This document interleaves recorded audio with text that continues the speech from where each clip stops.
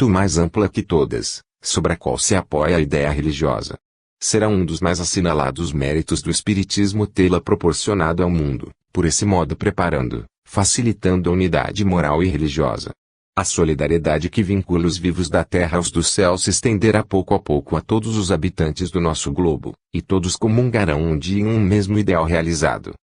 A alma humana aprenderá a conhecer-se em sua natureza imortal, em seu futuro eterno.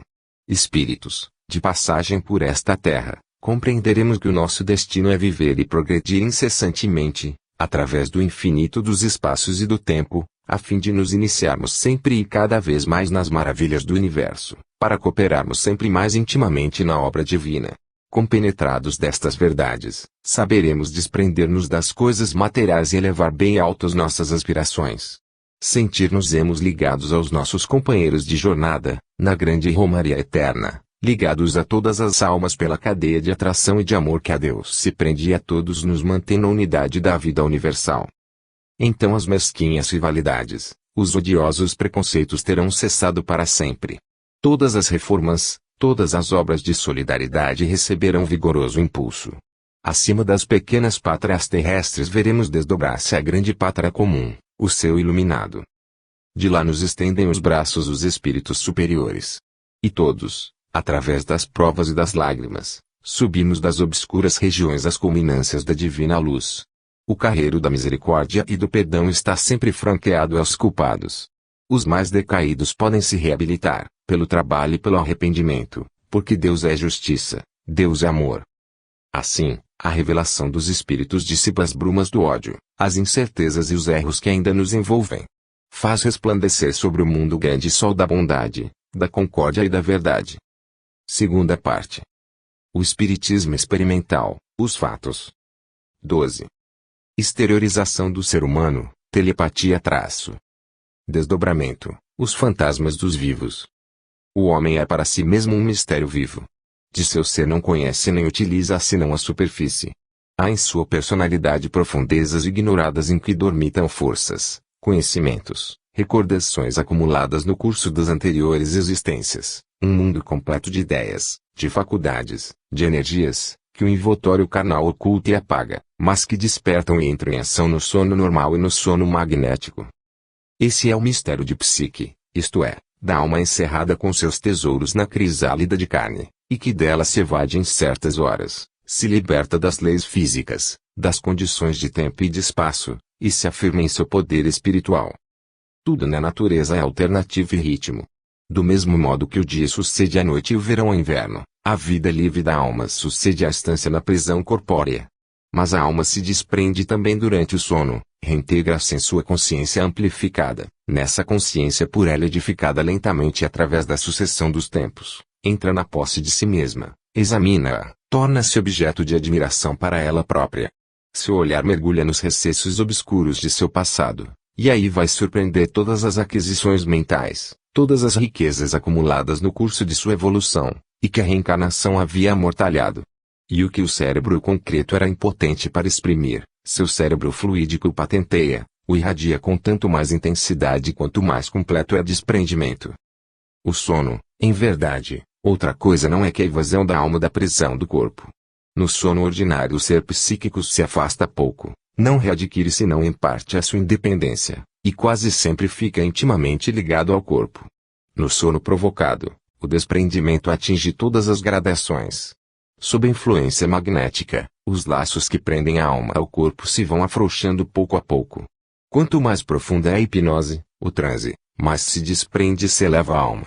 Sua lucidez aumenta, sua penetração se intensifica, o círculo de suas percepções se dilata. Ao mesmo tempo as zonas obscuras, as regiões ocultas do eu se ampliam, se esclarecem e entram em vibração, todas as aquisições do passado ressurgem. As faculdades psíquicas, vista à distância, audição, adivinhação, entram em atividade. Com os estados superiores da hipnose chegamos aos últimos confins, aos extremos limites da vida física. O ser já vive então da vida do espírito e utiliza suas capacidades. Mais um grau, e o laço fluídico que liga a alma ao corpo se despedaçaria. Seria a separação definitiva, absoluta, a morte. Vamos indicar alguns dentre os fatos à vista dos quais se pode estabelecer que a alma tem uma existência própria, independente do corpo, e possui um conjunto de faculdades que se exercem sem o concurso dos sentidos físicos. Em primeiro lugar, durante o sono normal, quando o corpo descansa e os sentidos estão inativos, podemos verificar que um ser vela e age em nós, vê e ouve através dos obstáculos materiais, paredes ou portas, e a qualquer distância. No sonho sucedem-se imagens, desenrolam-se quadros, ouvem-se vozes, travam-se conversações com diversas pessoas. O ser fluídico se desloca, viaja, paira sobre a natureza, assiste a uma multidão de cenas, ora incoerentes, ora definidas e claras, e tudo isso se realiza sem a intervenção dos sentidos materiais, estando fechados os olhos, e os ouvidos nada percebendo. Em certos casos, a visão psíquica durante o sono caracteriza-se por uma nitidez e exatidão idênticas às da percepção física no estado de vigília. Os testemunhos de experimentadores conscienciosos e esclarecidos o demonstram. O Sr. Valley, engenheiro-chefe dos telégrafos da Grã-Bretanha, em seu depoimento por ocasião da investigação empreendida pela Sociedade de Dialética de Londres, refere o seguinte fato. Achando-se em viagem, apeou-se, noite alta, em um hotel, recolheu-se ao aposento e adormeceu. Durante o sono viu, em sonho, o pátio desse hotel e notou que nele trabalhavam os operários. Tendo-se a si mesmo sugerido a ideia de despertar, logo que se levantou pôde verificar a realidade do sonho. A disposição do pátio e o lugar ocupado pelos operários eram exatamente como o tinha visto em espírito. Ora, era a primeira vez que ele se achava em tal lugar. O Sr. Camille Flammarion, em seu livro Desconhecido e os Problemas Psíquicos, cita grande número de casos de visão à distância durante o sono. Eis aqui alguns deles. O Sr. G. Parent, Maire de Voyage, a Aisne, assiste, em sonho, a um incêndio que destrói a herdade de um de seus amigos, em Chevennes. O Sr. Palmeiro, engenheiro de pontes e calçadas em Toulon, é informado, por um sonho de sua mulher, da chegada inesperada de seu pai e de sua mãe, que ela vê, no mar, em um paquete. O Dr. P., formado em Direito por Philippeville, refere o sonho de uma dama de companhia de amigas suas.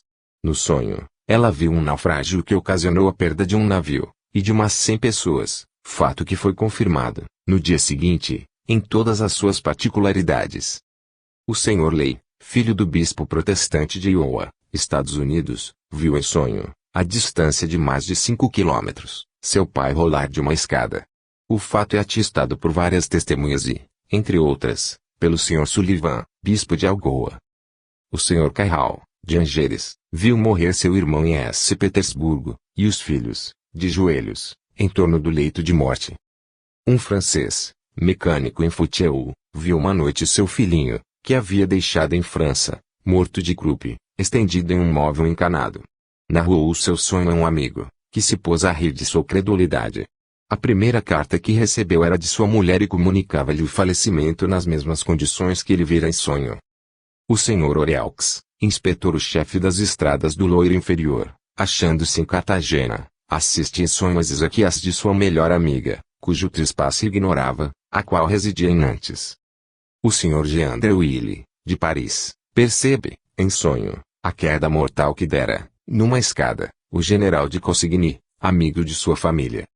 O Marechal Serrano anuncia em Madrid a morte inesperada de Afonso XII, no Prado, morte que ele havia percebido em sonho. Eis aqui um caso respigado nos processos verbais da Sociedade de Investigações Psíquicas de Londres. A Sra. Broughton acordou certa noite, em 1844, em Londres e despertou seu marido para lhe dizer que um grave acontecimento ocorrera em França. Ela havia sido testemunha, em sonho, do desastre de carruagem de que foi vítima o Duque de Orleans. Tinha visto o Duque estendido em um leito, amigos, membros da família real, chegavam a toda a pressa, o rei e a rainha apareceram e assistiram, chorando, aos últimos momentos do Duque. Logo que amanheceu, ela anotou em um diário de lembranças as particularidades de tal sucesso. Passava-se isso antes da invenção da telegrafia, e só 2 dias depois é que o Times noticiou a morte do Duque. Visitando Paris, algum tempo depois, ela viu e reconheceu o lugar onde se dera o acidente. Fenômenos da mesma ordem se produzem no sono magnético. Camille Flammarion cita vários exemplos, entre outros o da esposa de um coronel de cavalaria que, Em estado magnético, presencia o suicídio de um oficial, a 4 quilômetros de distância. O espírito de certas pessoas continua a trabalhar durante o sono, e com auxílio dos conhecimentos adquiridos no passado chega a realizar obras consideráveis. Disso se podem citar exemplos célebres. Voltaire declara ter, uma noite, concebido em sonho um canto completo da Henriade. La Fontaine compôs, sonhando, a fábula dos dois pombos. Coleridge adormeceu lendo e, ao despertar, lembrou-se de haver composto, enquanto dormia, 200 versos que apenas teve o trabalho de escrever. Compositores, S. Bach, Tartini, ouvem, durante o sono, a execução de sonatas que não haviam conseguido terminar de modo que lhes satisfizesse. Apenas despertos, as escrevem de memória. Em todos esses casos, a atividade intelectual e a aptidão de trabalho parecem maiores no sono que durante a vigília. Às vezes a alma, desligada dos liames corporais, comunica, por meio do sonho, com outras pessoas, vivas ou falecidas, e delas recebe indicações e avisos. O correspondente de Lee Martin, de Paris, Sr. Skyfoglio, enviado especialmente a Messina, por ocasião do terremoto que assolara, daí telegrafava, em 5 de janeiro de 1909, a esse jornal. Ainda hoje foram retiradas muitas pessoas vivas das ruínas. A esse propósito convém assinalar um caso extremamente comovedor, que ocorreu esta manhã. Um jovem marinheiro do encouraçado Regina Helena era noivo de uma jovem, que se achava soterrada nos escombros de uma casa. Tendo obtido do comandante a autorização para trabalhar, com alguns companheiros, no salvamento da sua noiva e das outras pessoas que ali se achavam igualmente soterradas, o marinheiro fizera obstinadas e infrutíferas pesquisas durante 4 dias. Hoje, no auge do desespero e esgotado de cansaço, adormeceu. De repente sonhou com sua noiva, que lhe dizia: "Estou viva. Acode. Salva-me." Imediatamente despertou, e pediu constância aos companheiros que recomeçassem a escavação pela última vez. Seus esforços foram milagrosamente coroados de êxito, pois que ao fim de algumas horas encontrou a noiva e retirou-a viva das ruínas. A moça, que se achava em estado comatoso, apenas salva, recuperou os sentidos e estendeu os braços ao marinheiro, abraçando-o com delírio. Referiu que um sono profundo se havia dela apoderado logo após a catástrofe e sonhara que falava com o noivo algumas horas antes do salvamento. Aí está um singular e comoventíssimo caso de telepatia. A moça, com lágrimas nos olhos, agradeceu a todos os seus salvadores e assegurou que em breve desposaria o seu noivo e salvador. Os Análises de Ciências Psíquicas, de outubro de 1901, publicaram a descrição de um sonho, referido em 18 de abril de 1908 pelo cura de Dom Didier, cantão de Friburgo, Suíça, ao Sr. Rollini, que realizava nessa localidade uma conferência, descrição que este por sua vez transmitiu ao Sr. Camille Flammarion, e cujo resumo é o seguinte. Em 1859, o Sr. Doutax, de 18 anos de idade, acabava de se deitar, depois de haver preparado a sua tese de filosofia para o dia seguinte. Adormecido, teve ele uma visão estranha, que 2 vezes seguintes se lhe apresentou. Viu seu pai, que residia a 24 quilômetros de distância e que, da primeira vez, lhe disse: "Meu caro José, tua pobre irmã Josefina está, em Paris, a expirar." E da segunda vez: "Meu caro José, mas tua mãe ainda não recebeu a dolorosa notícia." No dia seguinte, o Sr. Doutax ia a caminho do liceu, quando lhe foi entregue uma carta de seu pai, com exata confirmação do que ouvira à noite, durante o sonho. A revista Zerift für Spiritismus, de 9 de julho de 1910, cita o seguinte sonho comunicado pelo Conde Henri Sterkige. Um rico proprietário dos subúrbios de Tarnoff perdeu, durante um passeio, 600 florins. Parando numa estalagem, referia esse desagradável incidente ao rendeiro Kusteiner, quando um almocreve, chamado Kuzminter, que acabava de entrar, lhe perguntou em que circunstâncias perdera aquela soma. Não lhe deu resposta e continuou a conversar com o estalajadeiro, quando Kuzminter, espontaneamente, lhe entregou a bolsa perdida. Admirado e reconhecido, o proprietário lhe deu 300 florins como recompensa. Mas, semanas depois, Kuzminter lhe apareceu, ensanguentado, em sonho, e acusou o estalajadeiro de o haver assassinado. Outras 2 semanas mais tarde o mesmo sonho se reproduziu, mas com maiores particularidades, e a terceira vez, induzido pela precisão extraordinária das revelações, denunciou o caso à justiça. Kustener foi preso e, provado o crime, condenado à morte. A ação da alma, à distância, sem o concurso dos sentidos, se revela mesmo no estado de vigília, nos fenômenos da transmissão de pensamento e da telepatia. Sabemos que cada ser humano possui um dinamismo próprio, um estado vibratório que varia ao infinito, conforme os indivíduos, e os torna aptos a produzir nos outros e perceberem eles próprios sensações psíquicas extremamente variadas. As vibrações de nosso pensamento, projetadas com intensidade volitiva, se propagam ao longe e podem influenciar organismos em afinidade com o nosso, e depois, suscitando uma espécie de ricochete, voltar ao ponto de emissão. Assim, duas almas, vinculadas pelas ondulações de um mesmo ritmo psíquico, podem sentir e vibrar em uníssono. Às vezes, um diálogo misterioso se trava, de perto ou de longe, permutam-se pensamentos, demasiado sutis para que possam ser expressos por palavras, imagens, temas de conversação, chamados, flutuam ou voam na atmosfera fluídica entre essas almas que, apesar da distância, se sentem unidas, penetradas de um mesmo sentimento, e fazem irradiar de uma outra os eflúvios de sua personalidade psíquica. Os que se amam, assim se correspondem muitas vezes, permutam suas alegrias e tristezas. Mas o coração tem seus segredos que não revela de bom grado. Uma mãe ouve através do espaço os apelos de seu filho infortunado. Somos assediados de 1000 impressões, provenientes dos pensamentos longínquos dos que nos são caros. Essa teoria apoia-se em provas indiscutíveis.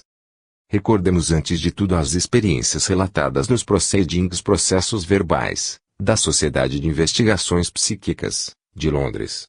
O operador e o sensitivo, colocados na mesma sala, mas separados por uma cortina, sem fazer um gesto, sem proferir uma palavra, se transmitem silenciosamente os pensamentos.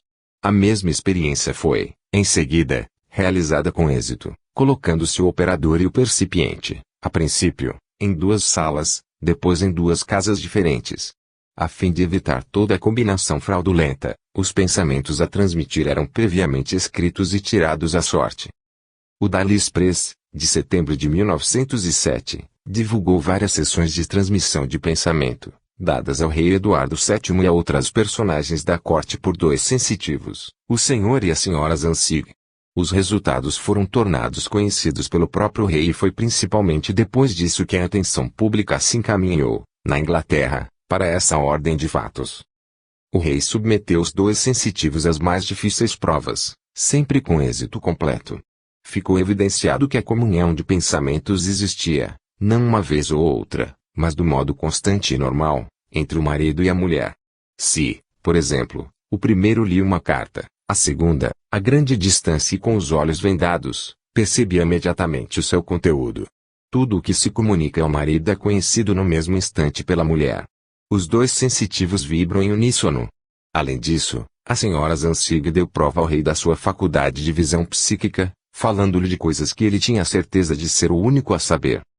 As experiências feitas pelos psicólogos e magnetizadores são inúmeras e acompanhadas de particularidades tão precisas que seria impossível explicá-las como alucinações. Citemos alguns casos recentes, muitos dos quais são inéditos.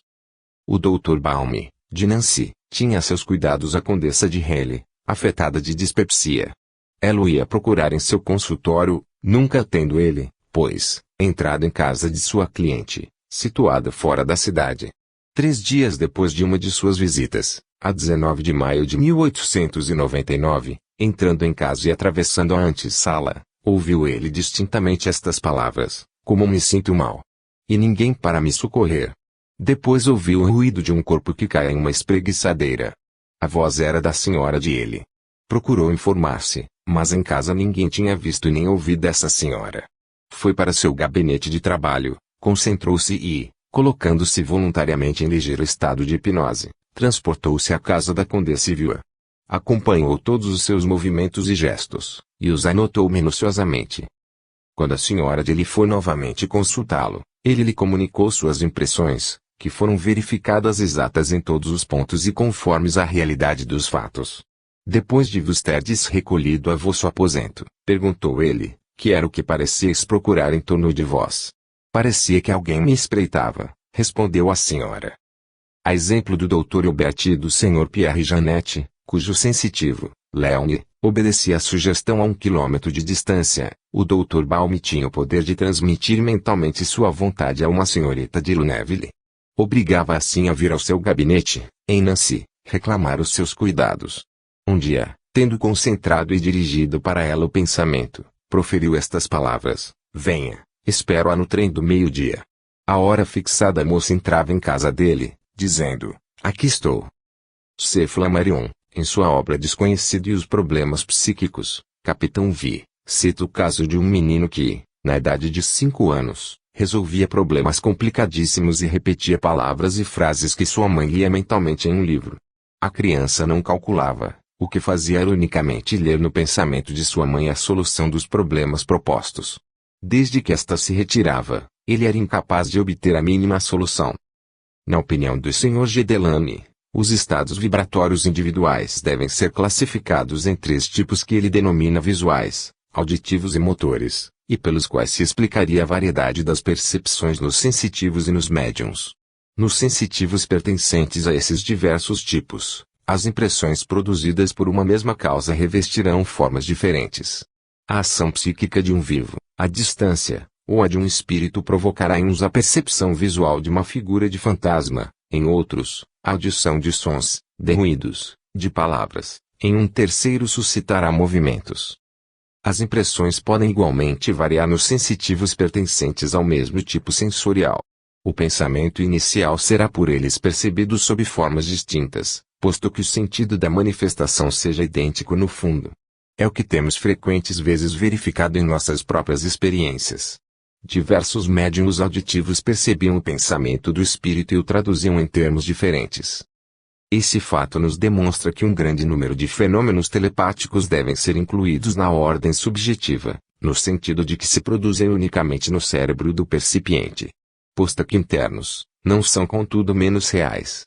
A onda vibratória, emanada de um pensamento estranho, penetra o cérebro do sensitivo e lhe produz a ilusão de um fato exterior que, segundo o seu estado dinâmico, parecerá visual, auditivo ou tátil. Sabemos que as impressões dos sentidos se centralizam todas no cérebro. Este é o verdadeiro receptáculo, que arquiva as sensações e as transmite à consciência. Ora, conforme o seu estado vibratório, somos levados a referir as nossas sensações a um dos 3 estados sensoriais supraindicados.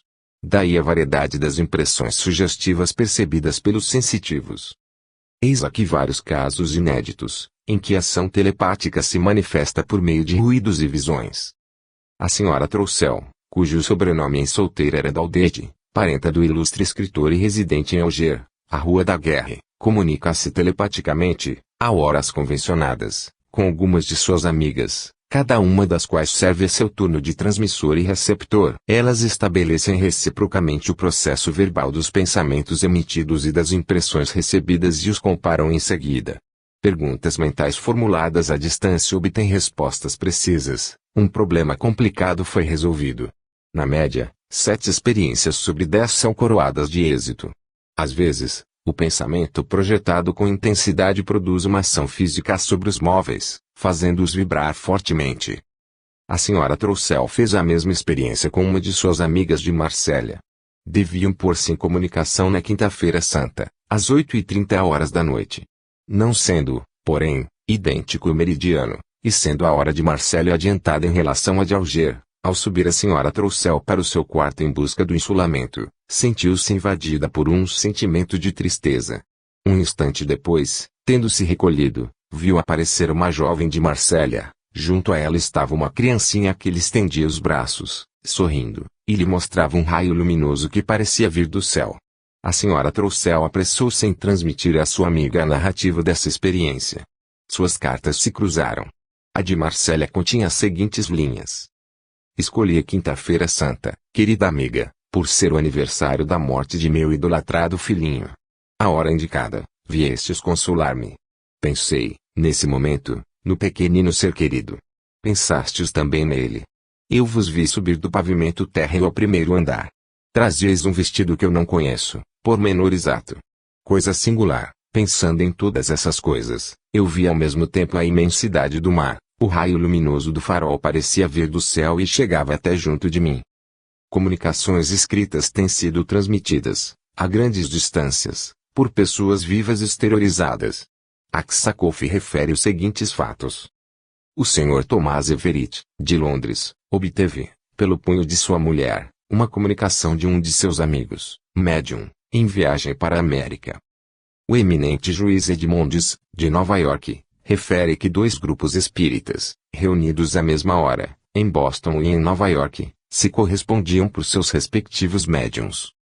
Assim também dois grupos de experimentadores, reunidos em Madrid e em Barcelona, se comunicavam simultaneamente pelo mesmo processo.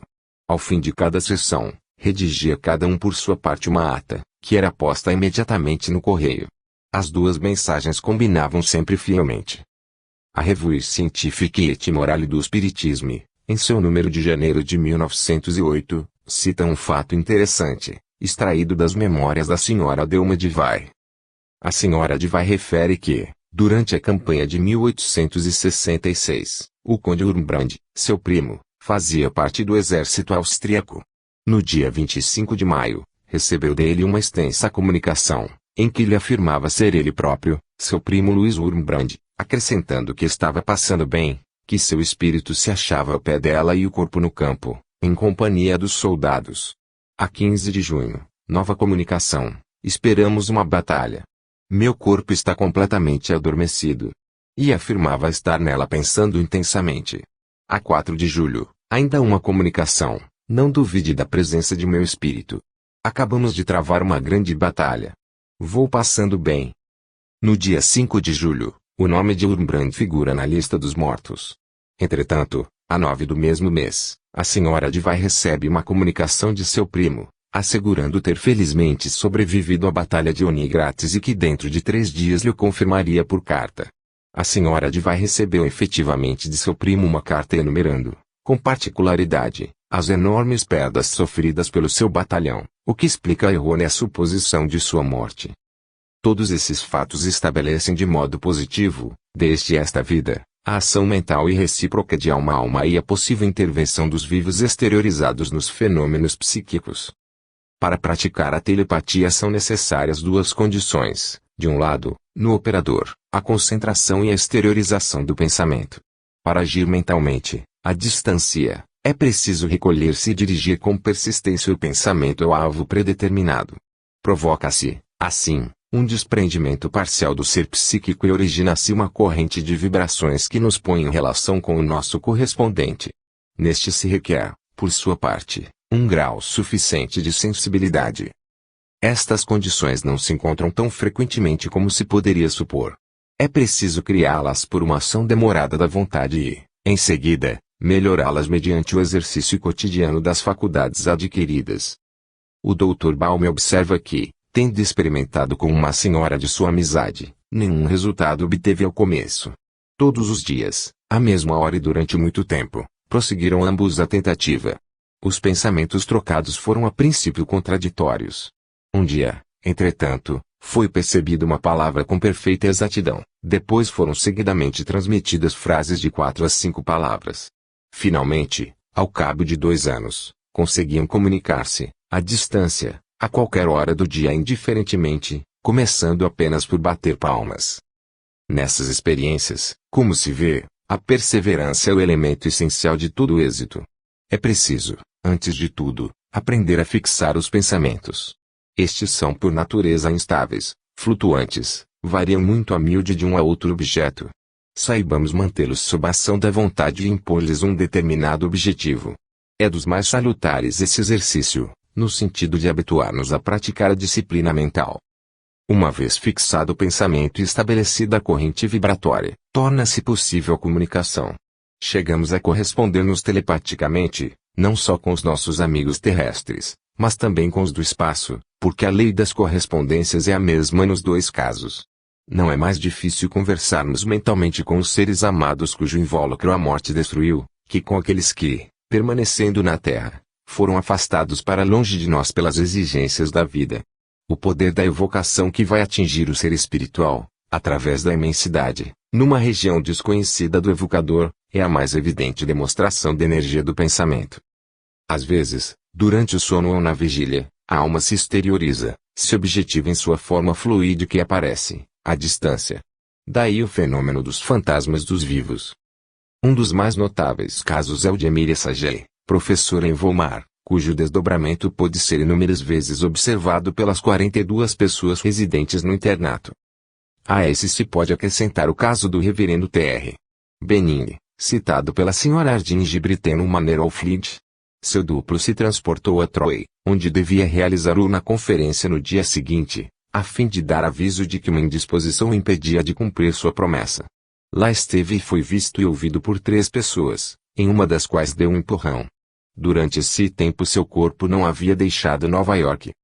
Uma jovem criada alemã, de Boston, Massachusetts, acometida de febre acompanhada de delírio, se transportava, em sonho, à casa de sua família, na Europa. Aí, durante 15 noites consecutivas, todos os seus parentes ouviram bater a porta da casa paterna e viram entrar o seu fantasma. Todos acreditaram morta, ela, porém, se restabeleceu.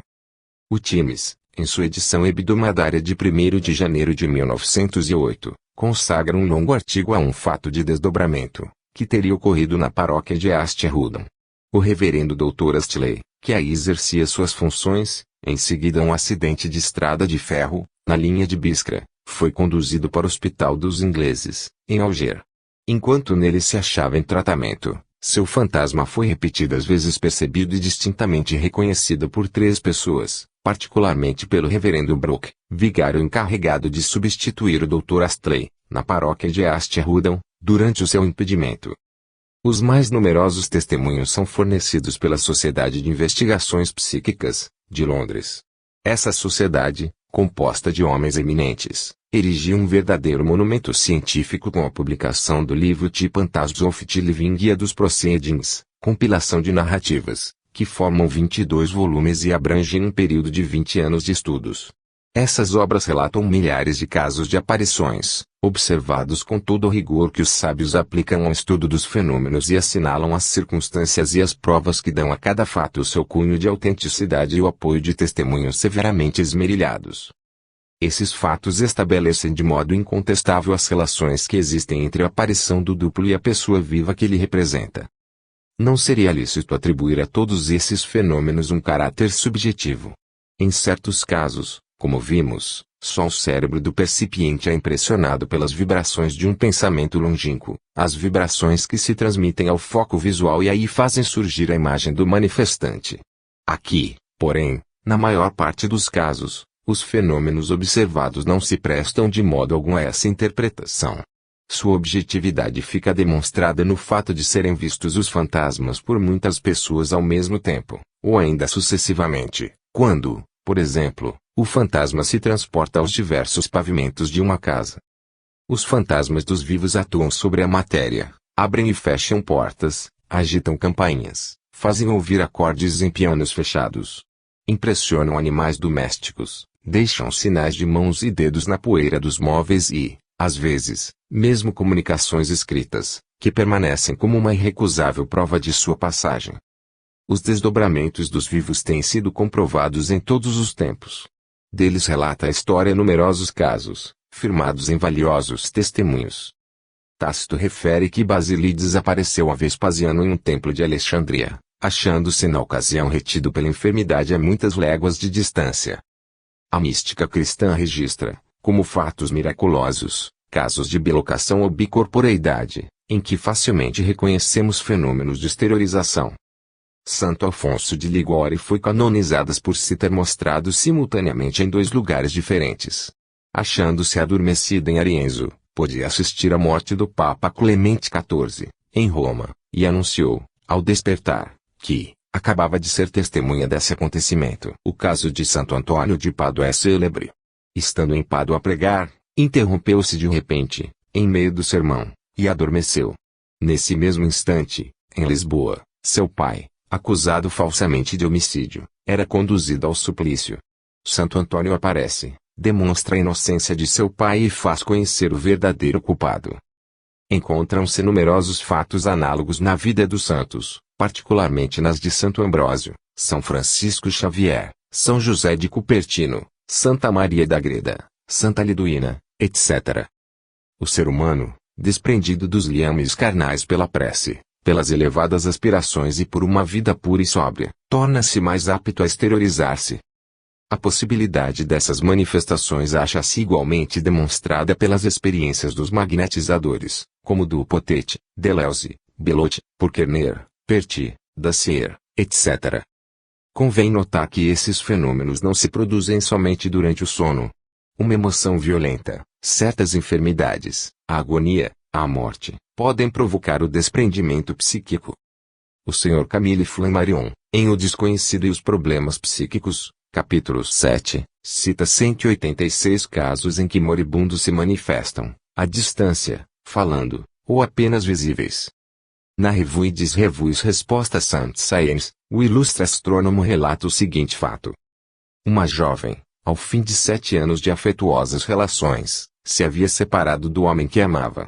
Este se casou e ela nunca mais teve notícias suas. Passaram-se alguns anos, quando, em uma noite de abril de 1893, viu ela entrar em seu quarto uma forma humana, que se aproximou e sobre ela se debruçou. Sentiu então, nos lábios, com terror, o demorado beijo de uma boca gelada. No dia seguinte, cerca de meio-dia, correndo à vista por um jornal, leu notícia do falecimento e dos funerais do que fora seu amante. Publicou Leclerc de 24 de novembro de 1908. O comandante de um navio de guerra inglês fazia um cruzeiro nos mares do sul. Estava, uma noite, encerrado em seu camarote, a fazer cálculos algébricos a giz, no quadro negro, e em dado momento sentou-se à mesa para anotar no canhoto os resultados obtidos. Ao voltar-se, para ler no quadro a última equação, viu de repente aparecer uma mão, com um vago começo de antebraço, tomar a esponja e apagar as fórmulas. Ficou estupefato, imóvel. Uma figura, ao começo nebulosa e indistinta, se tornou visível. Era um homem, uniformizado, em quem reconheceu um dos seus antigos companheiros de escola, oficial de marinha como ele, e que deixara de ver, havia muitos anos. Notou que estava envelhecido. A figura tomou um pedaço de giz, escreveu uma latitude, uma longitude, e desapareceu. O comandante, apenas dissipado o assombro que o tomara, sai rapidamente do camarote, chama os seus oficiais e lhes refere o que acabava de presenciar, mostrando-lhes as indicações inscritas no quadro e fazendo-lhes notar que nunca escrevia, como ali estavam, os algarismos. Tomaram nota da hora e data e, obedecendo a um mesmo sentimento, fizeram rumo a todo vapor para o ponto do oceano indicado no quadro. Ao fim de 5 dias o alcançaram e durante longas horas cruzaram nas imediações do lugar, situado em pleno mar, a milhares de milhas de toda a costa e fora das rotas de navegação. Afinal, na manhã do 6º dia, perceberam ao longe alguma coisa que flutuava, ponto negro no horizonte claro, em que se esgarçavam as névoas matutinas. Ao alcançá-lo, verificaram ser uma jangada, feita de tábuas apenas reunidas, a qual, sem víveres, sem água, à mercê do mais ligeiro vento, se achavam agarrados 3 agonizantes, como referiram 48 horas mais tarde, quando puderam falar, únicos sobreviventes do naufrágio de um grande navio que se tinha incendiado e sossobrado em pouco tempo. Era seu comandante o oficial que aparecera diante do quadro negro. O sinistro havia ocorrido no ponto inscrito pelo fantasma e precisamente à hora em que este se tinha manifestado. O capitão anotou o fato em seu diário de bordo. Pode sem dúvida acreditar-se que ele próprio escrevera, inconscientemente, os algarismos no quadro negro.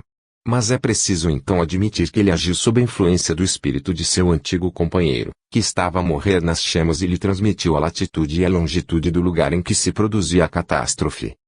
Esses casos são múltiplos e jamais se poderia explicá-los pela teoria da alucinação. Neles há relação de causa e efeito. A morte coincide com as aparições e estas são demasiado numerosas para que se possam considerar as coincidências como produto do acaso. As vozes que se ouvem são de pessoas que se acham longe, as visões representam figuras conhecidas, as roupas, verifica-se que são tais quais as que as pessoas vestiam na ocasião. Particularidade digna de nota, cães e cavalos se mostram assustados e inquietos à aproximação dos fenômenos, dos quais parece terem a visão ou pressentimento, muito tempo antes que sejam perceptíveis ao homem. Os fenômenos devidos à exteriorização ou ação extracorpórea da alma humana foram estudados com atenção e classificados por Aksakov sob a denominação geral de animismo. Esse erudito observador quis estabelecer uma distinção formal entre esses fatos e as manifestações dos denominados mortos. Tal distinção, realmente, não existe. Esses fatos, como veremos adiante, são sempre idênticos quer antes, quer depois da morte. A alma do homem pode, exatamente como a alma desencarnada, atuar sobre médiuns, ditar comunicações, avisos, tanto por escrito como por meio de mesinhas, provocar deslocamentos de objetos materiais, aparecer a grande distância de seu próprio corpo e impressionar chapas fotográficas. Allan Kardec consagrou um capítulo inteiro de O Livro dos Médiuns aos estudos das aparições de vivos. Esses fenômenos, pois, não eram ignorados pelos espíritas, como se tem pretendido, e Aksakov, em Animismo e Espiritismo, apenas confirmou que muito antes dele já havia sido reconhecido. Experiências mais recentes têm demonstrado a possibilidade, para certos indivíduos, de se desdobrarem parcialmente, de materializarem determinadas partes de sua forma fluídica e produzirem vários fenômenos. Médiuns, como Eusapia Palladini e Eglinton, têm provocado, a muitos metros de distância e sem contato físico, o deslocamento de corpos inertes em plena luz e deixado impressões de seus membros fluídicos em substâncias moles, argila, parafina ou papel enegrecido ao fumo. Não nos seria lícito deixar de mencionar ainda os casos de incorporação de vivos no organismo de médiuns adormecidos. Esse gênero de manifestações introduz quase sempre um elemento de confusão e erro nos fenômenos de transe e é preciso uma experiência consumada para os não confundir com as manifestações dos desencarnados. Com efeito, os vivos incorporados em organismo estranho nem sempre têm a noção perfeita de sua verdadeira situação. Aqui está um exemplo que demonstra quanto é necessário, no curso de tais experiências, ter sempre a máxima atenção. Durante 3 anos consecutivos, pôde o espírito de um vivo manifestar-se, por via de incorporação, no grupo que dirigíamos em Tours, sem que o pudessem distinguir dos espíritos desencarnados que intervinham habitualmente em nossas sessões. Os pormenores mais positivos nos eram, entretanto, por ele fornecidos acerca de sua identidade. Dizia chamar-se B e havia sido sacristão da vila de D, na Sarthe. A voz arrastada, o gesto lento e fatigado, a atitude curvada contrastavam com as atitudes e gestos próprios do médium e dos outros espíritos familiares. Nós o reconhecíamos logo às primeiras palavras proferidas. Punha-se ele então a narrar por mil dos menores incidentes de sua vida, as admoestações do vigário, por motivo de sua preguiça e das bebedeiras que tomava, o mau estado da igreja e dos paramentos confiados aos seus cuidados, e até suas infrutíferas pesquisas no espaço, a fim de encontrar a confirmação do que lhe havia sido ensinado. Tudo nele, propósitos, recordações, pesares, nos dava firme convicção de estarmos tratando com um desencarnado. Não pequena foi por isso a surpresa que experimentamos, quando um membro do nosso grupo, tendo ido a indicada região e sido encarregado de proceder a uma pesquisa, nos informou que B ainda pertencia a este mundo. Tudo o que nos havia ele dito, era, ao demais, exato. Nosso secretário pôde ver e conversar com ele. Achando-se velho e cada vez mais dado à preguiça e à embriaguez, tivera que abandonar suas funções. Todas as noites, às primeiras horas, se deitava e adormecia profundamente. Podia assim exteriorizar-se, transportar-se até junto de nós e incorporar-se em um dos nossos médiuns, a quem o prendiam laços de afinidade cuja causa se nos conservou sempre ignorada. Pergunta-se como pode a alma dos vivos chegar a produzir, durante o sono, fenômenos tão surpreendentes quanto complexos. Em certos casos as aparições, as materializações, exigem uma força considerável, um profundo conhecimento do que chamaremos a química espiritual, e fica-se maravilhado de que, apenas afastada de seu envoltório carnal, possa a alma aprender as suas leis. Parece que a energia necessária para produzir esses fenômenos é aurida no corpo físico, a que se acha ligada à forma fantástica por uma espécie de cordão fluídico, seja qual for a distância que se encontre. A existência desse laço é atestada pelos videntes e confirmada pelos espíritos. Tão sutil é ele que, a cada sensação um pouco viva que afete o corpo material, a alma, bruscamente atraída, retoma posse deste imediatamente. Esse ato constitui o despertar. Convém não esquecer que o espírito dirige a matéria. A alma dispõe, a seu talante, dos elementos imponderáveis da natureza, com os quais constrói, a princípio, o corpo fluídico, modelo estrutural do corpo físico, e depois forma este com auxílio dos elementos terrestres, que reúne e assimila. Durante o sono normal, como no sono magnético, o laço que une os dois corpos se afrouxa, sem se quebrar. Os dois invólucros ficam separados. Se, ao afastar-se, o corpo fluídico absorve a necessária energia, pode condensar-se, solidificar-se, atuar sobre a matéria, produzir sons, ruídos, tornar-se até visível. O grande motor em tudo isso é a vontade. Essa faculdade é criadora, e o demonstram os fenômenos de sugestão, mediante os quais a vontade interveniente pode ocasionar profundas modificações no corpo humano. Assim, o espírito, pela ação mental, pode imprimir à matéria sutil as formas, os atributos, as aparências de trajos, de roupas que permitirão reconhecê-lo. Além disso, na maioria dos casos, o manifestante é assistido por amigos invisíveis, como evidentemente o prova a intervenção do espírito John King nas sessões de Eusápia, e Abdullah nas de Eglinton, etc. Os habitantes do espaço em geral possuem experiência e conhecimento mais extenso das coisas desse meio. Grande é sua força de vontade e eles podem auxiliar eficazmente a produção de certos fatos telepáticos, que o manifestante não seria capaz de realizar sem o concurso deles. Todos os fenômenos que acabamos de descrever pertencem ao domínio das observações. Podem-lhes ser, entretanto, acrescentados fatos de experiência, provocados voluntariamente, e que permitem verificar simultaneamente a presença do corpo material e a do duplo fluídico da alma em dois lugares diferentes. Aí já não há que recorrer ao acaso nem a coincidências fortuitas. O resultado a obter, previamente indicado pelo experimentador, é alcançado mediante processos e em condições que desafiam toda crítica. São numerosos esses fatos, dentre os quais indicaremos os seguintes. O Sr. Desmond Fitzgerald, engenheiro, tomou parte em uma experiência decisiva. O espírito de uma jovem, exteriorizado durante o sono, foi enviado à sua casa e aí se materializou. Sua presença foi reconhecida por diversas pessoas, uma das quais se sentiu tocar pelo fantasma, o que lhe produzia um grande terror. É uma experiência de desdobramento com resultado positivo. A senhora de Morgan, esposa do professor a quem se deve a obra intitulada From Mater to Spirit, hipnotiza uma senhorita e ordena ao seu duplo exteriorizado que vá bater a porta da rua. As pancadas foram ouvidas por várias pessoas, que abriram imediatamente aquela porta e verificaram que a rua se achava deserta. Podem-se encontrar em certas obras e revistas numerosos casos em que pessoas vivas, evocadas durante o sono, vêm dar, utilizando-se de médiums, comunicações que encerram provas de identidade. A esses fatos acrescentaremos os de reproduções fotográficas de duplos ou fantasmas de vivos exteriorizados. O testemunho é em tal caso irrecusável e nenhuma ilusão é possível. Não se poderia suspeitar a chapa sensível de estar sujeita a alucinações. O professor Strati, membro do Conselho de Ministros da România, concentrando a própria vontade antes de adormecer, pôde exteriorizar-se, aparecer ao Dr. Asden, senador romeno, a mais de 50 quilômetros de distância, e por ele se fazer fotografar em espírito.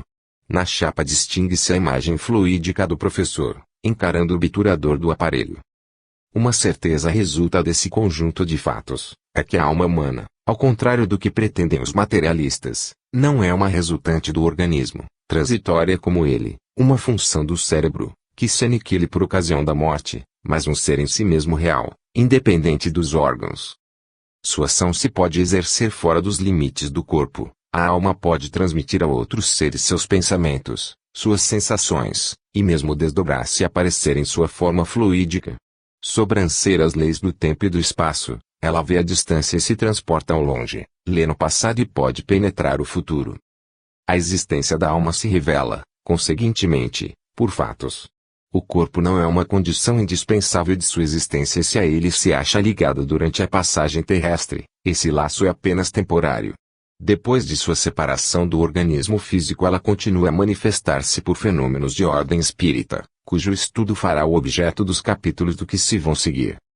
O estudo da alma exteriorizada durante a vida nos conduz, assim, ao estudo de suas manifestações depois da morte. As leis que regem esses fenômenos são idênticas. A exteriorização não é mais que uma preparação do espírito para o estado de liberdade, para essa outra forma de existência em que ele se encontra desembaraçado dos liames da matéria. Não será dos menores títulos de glória desse espiritismo, tanto tempo repudiado, O haver ensinado a alma humana a estudar-se em suas profundezas, a entreabrir o espesso véu que ocultava o segredo de sua natureza e de sua grandeza insuspeita. 13. Sonhos premonitórios clarividência, pressentimentos. Nas páginas que precedem tocamos apenas ligeiramente na questão dos sonhos. Este assunto reclama outra explicação. Os sonhos, em suas variadas formas, têm uma causa única, a emancipação da alma. Esta se desprende do corpo carnal durante o sono e se transporta a um plano mais ou menos elevado do universo, onde percebe, com auxílio de seus sentidos próprios, os seres e as coisas desse plano. Podem dividir-se os sonhos em 3 categorias principais. Primeiramente, o sonho ordinário, puramente cerebral, simples repercussão de nossas disposições físicas ou de nossas preocupações morais. É também o reflexo das impressões e imagens arquivadas no cérebro durante a vigília, na ausência de qualquer direção consciente, de toda a intervenção da vontade. Elas se desenvolvem automaticamente ou se traduzem em cenas indecisas, destituídas de coordenação e de sentido, mas que permanecem gravadas na memória. O sofrimento em geral e, particularmente, certas enfermidades, facilitando o desprendimento do espírito, aumentam ainda mais a incoerência e intensidade dos sonhos. O espírito, obstado em seu surto, empuxado a cada instante para o corpo, não se pode elevar. Daí o conflito entre a matéria e o princípio espiritual, que reciprocamente se influenciam. As impressões e imagens se chocam e confundem. No primeiro grau de desprendimento, o espírito flutua na atmosfera, sem se afastar muito do corpo, mergulha, por assim dizer, no oceano de pensamentos e imagens, que de todos os lados rolam pelo espaço, dele se impregna e aí colhe impressões confusas, tem estranhas visões e inexplicáveis sonhos. A isso se mesclam às vezes reminiscências de vidas anteriores, tanto mais vivazes quanto mais completo é o desprendimento, que assim permite entrar em vibração as camadas profundas da memória. Esses sonhos, de infinita diversidade, conforme o grau de emancipação da alma, afetam sobretudo o cérebro material, e é por isso que deles conservamos a lembrança, ao despertar. Por último vêm os sonhos profundos, ou sonhos etéreos. O espírito se subtrai à vida física, desprende-se da matéria, percorre a superfície da terra e a imensidade, onde procura os seres amados, seus parentes, seus amigos, seus guias espirituais. Vai, não raro, ao encontro das almas humanas, como ele desprendidas da carne durante o sono, com as quais se estabelece uma permuta de pensamentos e desígnios. Dessas práticas conserva o espírito impressões que raramente afetam o cérebro físico, em virtude de sua impotência vibratória. Essas impressões se gravam, todavia, na consciência, que lhes guarda os vestígios, sob a forma de intuições, de pressentimentos, e influem, mais do que se poderia supor, na direção da nossa vida, inspirando os nossos atos e resoluções. Daí o provérbio, a noite é boa conselheira. Na Revue Spirit de 1866, pág. 172, Allan Kardec fala do desprendimento do espírito de uma jovem de Lyon, durante o sono, e de sua vinda a Paris, em meio de uma reunião espírita em que se achava sua mãe. O médium, em estado de transe, vai a Lyon, a pedido de uma senhora presente, ao aposento de sua filha, que descreve fielmente. A moça está adormecida, seu espírito, conduzido por um guia espiritual, se aproxima de sua mãe, a quem vê e ouve, para ela um sonho, diz o guia do médium, de que, ao despertar, não guardará a lembrança clara, conservará apenas o pressentimento do bem que se pode auferir de uma crença firme e pura. Ela faz sentir a sua mãe que, se pudesse recordar-se tão bem de suas precedentes encarnações, no estado normal, como se lembra agora, não permaneceria muito tempo na situação estacionária em que se encontra. Porque vê claramente e sente-se capaz de progredir sem hesitação, ao passo que no estado de vigília nós temos uma venda sobre os olhos. Obrigada, diz ela aos assistentes, por vos ter desocupado comigo. Em seguida, abraça sua mãe. O médium acrescenta, ao terminar, ela sente-se feliz com esse sonho, de que se não há de lembrar, mas que nem por isso lhe deixará de produzir salutar impressão. Algumas vezes, quando suficientemente purificada, a alma, conduzida por espíritos angélicos, chega em seus transportes a alcançar as esferas divinas, o mundo em que se geram as causas. Aí paira, sobranceira ao tempo, e vê desdobrarem-se o passado e o futuro. Se acaso comunica ao invólucro humano um reflexo das sensações colhidas, poderão estas constituir o que se denomina sonho profético. Nos casos importantes, quando o cérebro vibra com demasiada lentidão para que possa registrar as impressões intensas ou sutis percebidas pelo espírito, e este quer conservar, ao despertar, a lembrança das instruções que recebeu, cria então, pela ação da vontade, quadros, cenas figurativas das imagens fluídicas, adaptadas à capacidade vibratória do cérebro material, sobre o qual, por um efeito sugestivo, as projeta energicamente. E, conforme a necessidade, se é inábil para isso, recorrerá ao auxílio dos espíritos mais adiantados, e assim revestirá o sonho uma forma alegórica. Entre os deste gênero, há alguns célebres, como, por exemplo, o sonho do faraó, interpretado por José. Muitas pessoas têm sonhos alegóricos, os quais nem sempre traduzem as impressões recebidas diretamente pelo espírito do indivíduo adormecido, mas, na maior parte das vezes, revelações provenientes das almas, que todos temos, prepostas à nossa guarda. Achando-me gravemente enfermo e quase desenganado, obtive, sob significação figurada, o aviso de minha própria cura. No sonho, eu percorria com muita dificuldade um caminho coberto de escombros. À medida que me adiantava, os obstáculos se me acumulavam sob os pés. Súbito, um riacho largo e profundo surge à minha vista, e sou obrigado a interromper a marcha. Sento-me, cheio de angústia, à beira d'água, mas da outra margem a mão invisível estende-me uma prancha, cuja extremidade se inclina a meus pés. Não tenho mais que me firmar nela e, por esse meio, consigo transpor o curso da água. Do lado oposto o caminho é livre e desembaraçado, e eu sigo com o passo mais firme, em meio de aprazível planície. Eis aqui o sentido desse sonho. Informado, algum tempo depois, por uma mulher imersa em sono magnético, da causa de minha enfermidade, causa assaz vulgar, com que nenhum médico havia podido atinar, nem com os remédios aplicáveis, readquiri pouco a pouco a saúde e pude recomeçar os meus trabalhos.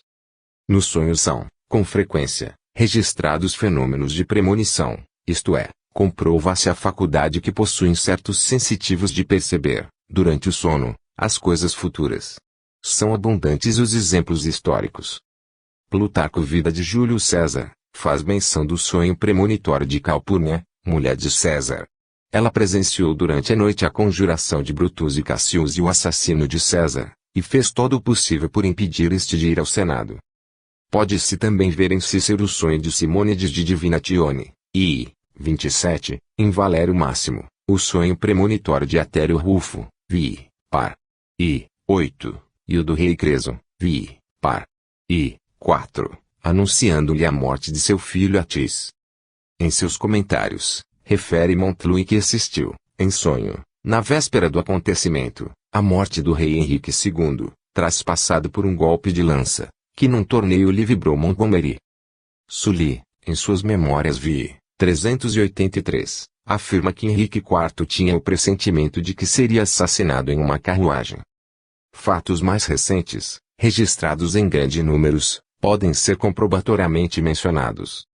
Abraham Lincoln sonhou que se achava em uma calma silenciosa, como de morte, unicamente perturbada por soluços. Levantou-se, percorreu várias salas e viu, finalmente, ao centro de uma delas, um catafalco em que jazia um corpo vestido de preto, guardado por soldados e rodeado de uma multidão em pranto. Quem morreu na Casa Branca? Perguntou Lincoln. O presidente, respondeu um soldado, foi assassinado. Nesse momento uma prolongada aclamação do povo despertou. Pouco tempo depois morria ele assassinado. Em seu livro Desconhecido e os Problemas Psíquicos, C. Flammarion cita 76 sonhos premonitórios, 2 dos quais por sua mãe, Capitão X. Na maior parte os revestem o caráter da mais absoluta autenticidade. Um dos mais notáveis é o caso do Sr. Berardi, antigo magistrado e deputado, Capitão X. Obrigado, pelo cansaço, durante uma viagem, a pernoitar em péssima estalagem, situada entre montanhas selváticas, ele presenciou, em sonho, todos os detalhes de um assassínio que havia de ser cometido, 3 anos mais tarde, no quarto que ocupava, e de que foi vítima o advogado Vitor Arnaldi. Graças à lembrança desse sonho é que o Sr. Berardi fez descobrir os assassinos. Esse fato é igualmente referido pelo Sr. Goron, chefe de polícia, em suas Memórias T. 2, Pag. 338. Pode-se também citar o sonho da mulher de um mineiro, que vê cortarem a corda do cesto que servia para descerem os operários aos poços de extração. Logo no dia seguinte o fato se verificou e muitos mineiros deveram a vida a esse sonho. Capitão X.